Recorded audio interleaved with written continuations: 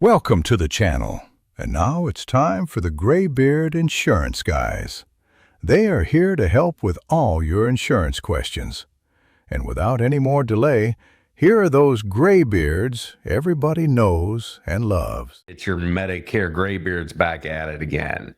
So if you're turning 65, you've got one enrollment window to get your Medicare set up the right way.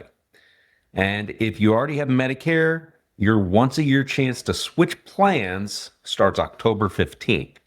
So by the end of this video, you'll know exactly what to do for both. And if you appreciate this kind of content here, just reach over there and slap that like button for us. Let's get into this. I've got Joe again with me here today. Joe, let's start the folks coming up here with their 65th birthday. What do they need to know first off? Well, thanks, Corey. The window itself is called your Initial Enrollment Period, and it's 7 months long. You get the 3 months before your birthday month, and the 3 months after. That's your window to get Medicare Part A and B. And that doesn't happen automatically for everybody, right? Right.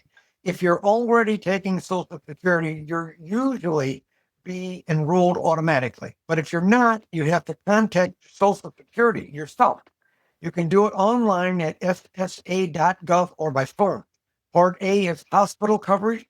For most people, it has no monthly premium. Part B covers doctors and outpatient care, and that's the one that has the monthly premium.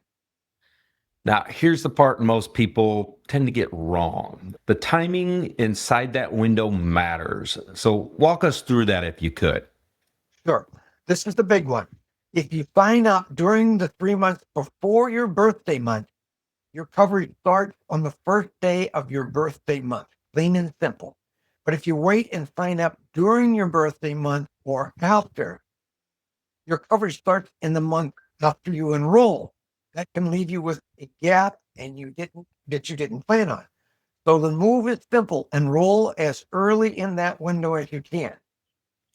Now, what happens if somebody misses the window completely? Because that's where it gets expensive, right? It does, and you put yourself at great exposure because you won't have coverage. Nobody wants to have that. It sure does. If you skip Part B when you're supposed to have it, Medicare adds a late enrollment penalty. It's 10% added to your part premium for every 12-month period you went out without. And here's the part that stings. That penalty doesn't go away. You pay it every month for as long as you have Part B. There's a similar penalty on the drug side. Go too long without drug coverage, and a penalty gets added to your premium for life. So this isn't just like a one-time late fee. It follows you? It follows you. So as long as you have Medicare, which is going to be as long as we live, that's why we say enroll early. The window is 7 months. Use the front end of it.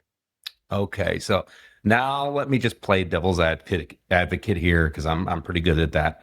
What about somebody who's 65, still working? They've got some good coverage through their job.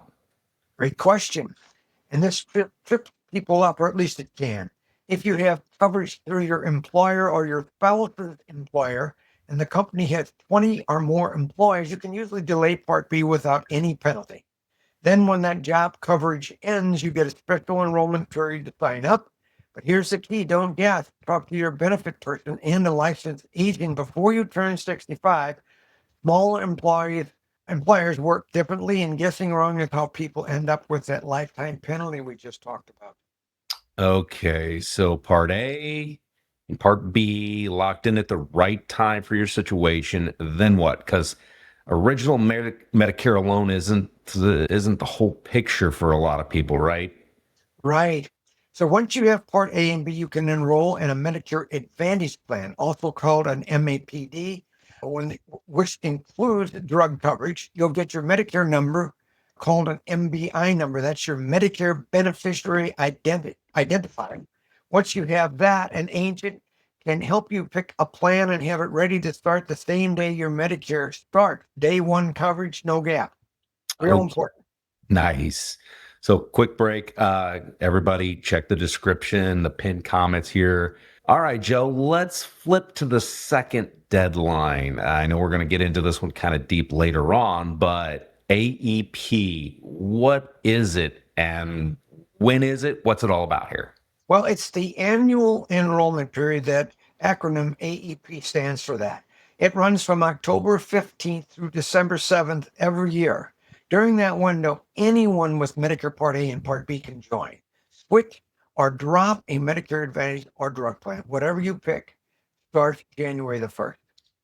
And why should somebody who's already liking their plan, they're doing good on it, they've come to enjoy what they've currently got, why should they still pay attention to this? Well, because plans change every single year. So a plan that you're in might not change the way you would like it to change, for one thing. Premiums change. That's something that we don't like if they go up. Doctor networks change. Drug lists change. Extra benefits change. And your life changes too. The plan that fit you 2 years ago might not fit you now quite as well. AEP is your once-a-year chance to check.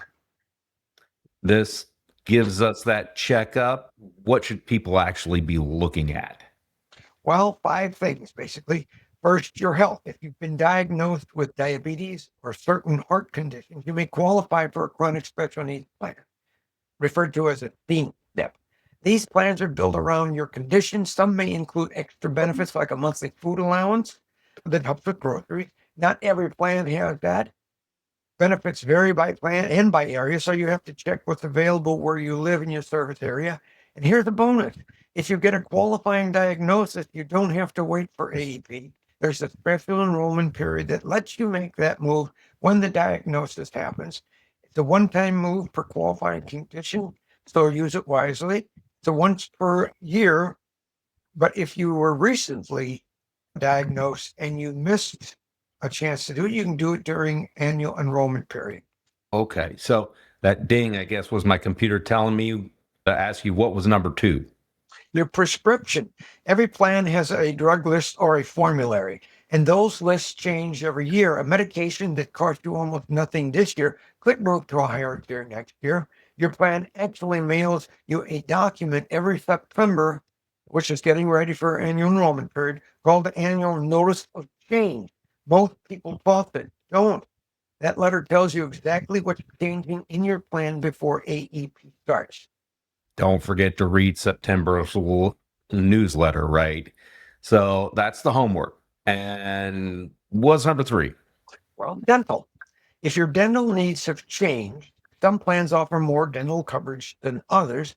Number 4 would be your maximum out of pocket or the MOOP. That's the most you could pay in a year for covered medical services. If your plan's MOOP feels high, there may be a plan with a lower one.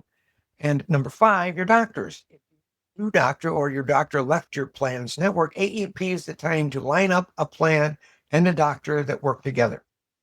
Okay, so that's a good list of things to do right there. Health, prescriptions, dental, MOOP, doctors. So write those down before October 15th. Rick, and don't try to sort it out alone on December 6th. Give yourself time. Read the annual notice of change for your plan when it shows up in September. Then sit down with a licensed agent, bring your medication list and your doctor list, and we can compare. Okay. One other quick note. Of course, we don't offer every plan available in your area. There's a plethora of them. Any information we provide is, of course, limited to the plans that we do offer. If you need other information, there are other resources to look at for that. And if you're coming up on your 65th birthday, congratulations, happy birthday. We made a full video that walks you through your enrollment window step by step. It's called Turning 65, your Medicare enrollment window explained. And you can check it out by clicking here, or the link will be in the description below. All right. Thank you for watching. And thank you again, Joe, for helping us out here. Yes, Corey, and we hope to hear from you folks. Take care. God bless. Bye.